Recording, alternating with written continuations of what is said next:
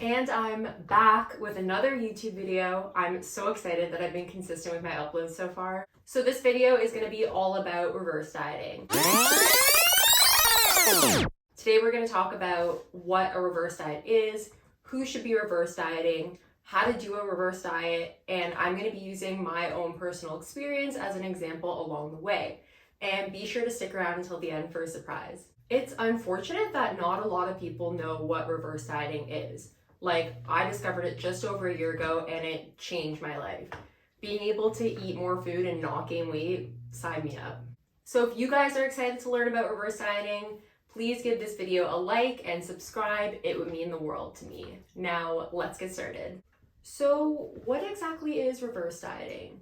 Well, it's when you slowly increase your daily average calories by around 50 to 100 each week, but sometimes as high as 150 until you reach your true maintenance calories. So what do I mean by true maintenance calories? So this is your TDEE, aka total daily energy expenditure, which is calculated based on your age, height, weight, and activity level. So it's basically the number of calories that your body should be maintaining its weight on. There are plenty of online calculators that you can use to determine this, but the one that I like to use is on bodybuilding.com.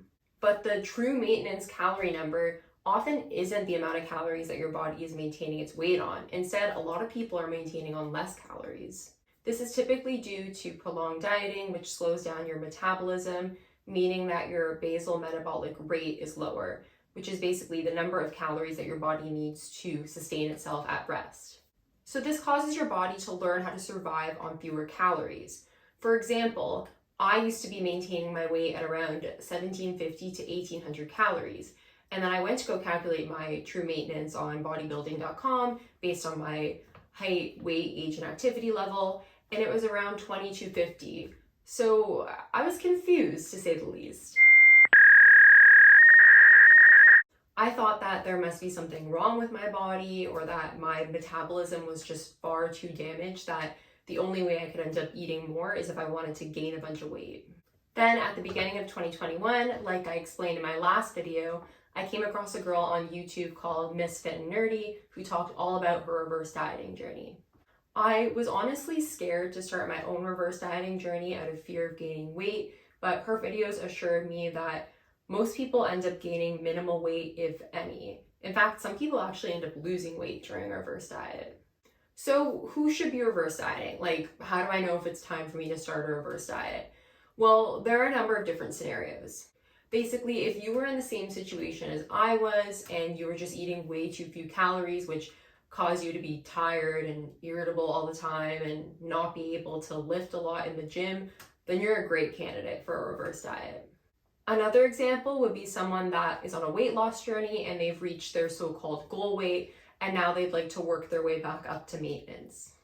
Or another example would be someone that's currently on a weight loss journey and hasn't necessarily reached their goal weight, but they're now at a point where they're eating too few calories for it to be sustainable, so they need to take a diet break in order to work their way back up to maintenance before starting a deficit again. So here's how to reverse diet step by step. First, you're going to go to an online calculator and calculate your true maintenance calories. Then you're going to find out the daily average amount of calories that you're eating, and you're going to add between 50 to 100 calories onto that each week. You should also be eating 1 gram of protein per pound of body weight in order to sustain muscle mass. So how do you determine the number of calories to add week by week? Like, how do you determine if you want to add 50 or 100 or even 150? Well, it depends on a few factors. So how low your current maintenance is, how tolerable you are to potentially gaining weight, how patient you are with the process, etc. So if you want to take things slow and steady and definitely don't want to gain any weight, then I would suggest adding 50 calories. If you're very far from your maintenance and don't mind potentially gaining a bit of weight, and I say potentially because it just varies from person to person, then you might want to add between 100 to 150 calories and then see how you feel. The protein goal is important, but I know that if your calories are quite low, it could be hard to hit that 1 gram of protein per pound of body weight. So if you're at that point, then at least try to aim for 0.7 grams per pound of body weight. In order to get the best results, you need to be lifting weights and applying progressive overload during this reverse dieting process. Progressive overload means week by week increasing your weights, reps, and or sets of an exercise. By eating more food, you'll feel stronger in the gym and be able to lift more. Lifting weights will build muscle, which will continue to speed up your metabolism even more, because the more muscles you have, the more calories your body needs to maintain the muscle. So make sure you follow a strength training program and progress each week while you increase your calories. So when do you stop increasing your calories? Well, typically you want to stop increasing your calories once you've reached that true maintenance number. But if you find that you haven't gained any weight and you want to continue to eat more, then feel free to continue increasing slowly. And then if you find that you've increased to a certain point and you're starting to gain a bit of weight and you don't want that, then stop there. In my case, I decided to stop at the true maintenance, which was around 2,200 to 2,250. So from there, depending on what your goals are, you could do one of three things. You can continue to eat at maintenance, you can go into a bulk, or you can prepare to go into a deficit. If you were on a weight loss journey prior to starting the reverse diet and you still feel like you have a ways to go, then you might want to go back into a deficit. But I would recommend staying at maintenance for around 4 to 6 weeks just to get your body used to that number and used to that amount of food. For me, I ended up staying in maintenance for a while. Then at one point I decided I wanted to do a 6-week cut. Then I was eating in maintenance for about a month, and then my goals had changed and I realized that I wanted to start a bulk. So now I'm doing that, and I'll be doing it until around like the second week of February until I work my way back down to maintenance. So now for the surprise. I asked you guys on Instagram which questions you had about reverse dieting, so we're gonna do a little Q&A and go through those. So the first question was, yes, how?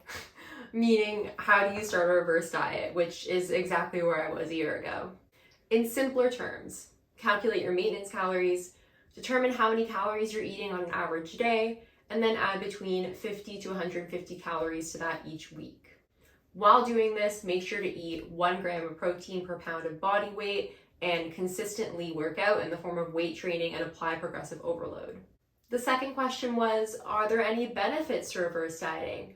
Why, yes, there are plenty of benefits. You get to eat more food and lift heavier weights because you're fueling your body adequately. You'll reduce hunger and fatigue, which will lead to a better quality of life overall.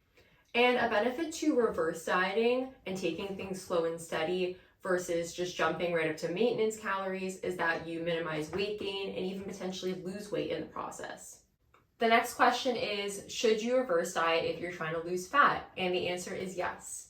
As I explained before, if you're on a weight loss journey, but you've reached a point where the calories that you're eating are too low and you've hit a plateau and you're not seeing results, you should reverse diet to get yourself back up to maintenance, stay there for around 4 to 6 weeks, and then start a deficit again. Many people who have a significant amount of weight to lose end up losing weight during the reverse diet, and then they're in a better position than they were before they started. The next question is, when should you reverse diet out of a deficit? And the answer could be one of two things.